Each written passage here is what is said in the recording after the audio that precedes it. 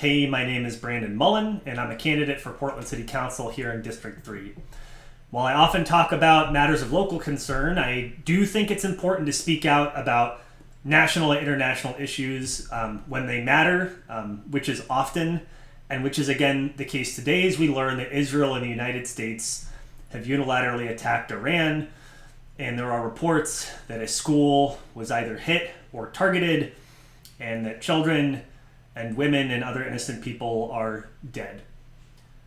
I want to talk about this structurally and how it impacts the very understandable skepticism that people have about our elected leaders.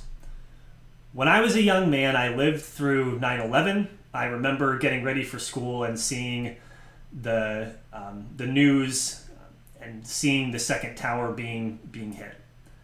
And there is a generation of young folks who didn't live through that, but have lived through their own trauma and have lived through their own instances of their government not taking care of them, lying to them, deceiving them. And today, with this attack on Iran, with this administration, which has proven again and again that it will lie and deceive people and manipulate in order to get what they want, what I would like to see from our elected leaders is a strong and direct response that gives absolutely no benefit of doubt to this administration around the justification of what is an unconstitutional act and a violation of international law. What I do not want to see from our leaders are statements that say, well, boy, oh boy, the Trump administration, they had better get us some justification. They'd better let us know why they've done this. That is not the appropriate response in this moment.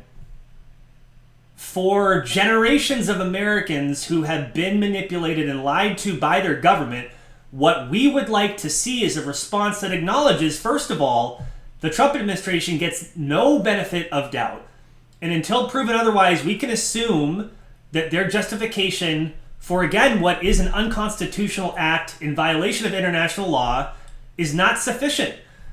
Second of all, I would like to hear, we don't want to go to war, we don't need war, we want innocent people around the world to live, that this was wrong, that it was reprehensible, that it was indefensible. And by the way, if by some miracle, which I don't expect to happen, we get legitimate, sourced, independently verified information that justifies this attack, we are all free to change our minds. There is nothing that suggests that this administration will be honest with the American people or anybody around the world about why this happened. And to me, it seems very clear. In Benjamin Netanyahu and Donald Trump, you have two old, scared men who are deeply unpopular and becoming more unpopular in their respective countries by the day, creating a distraction which has been used for generations to get the news and the heat off of them in an attempt to coalesce more support and more power in their home countries. This is not acceptable. And I repeat, what we need from our leaders right now is a very clear and very strong acknowledgement that this is not acceptable, that it's a violation of international law, a violation of the Constitution, and I would love to see our leaders mobilizing immediately to hold this president accountable for these illegal and unconstitutional actions. That is not what I am seeing. And the point I'm trying to make, really, there are so many things to say about this, but the point I'm trying to make in this moment is this.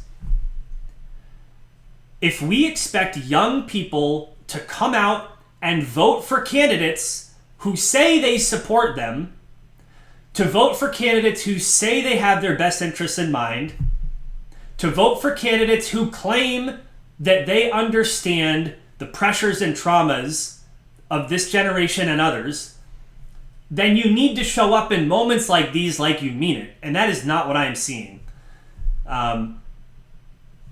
As time goes on, we will learn more. I am disappointed to report that I have no expectation that we will learn anything other than this was a premeditated attack by two administrations who are deeply unpopular in their own countries in order to bolster support for them. To me, that seems clear. Again, I will state if by some miracle independently verified information comes out to make anybody think differently, then we can consider that at that time. But there is no reason to give benefit of doubt for that. None. With that, I just want to say to everybody out there who feels frustrated, dejected, scared, hopeless, that your feelings are quite valid. And I am very sorry that you all and we all have to live through this. I appreciate you. I'll talk to you soon.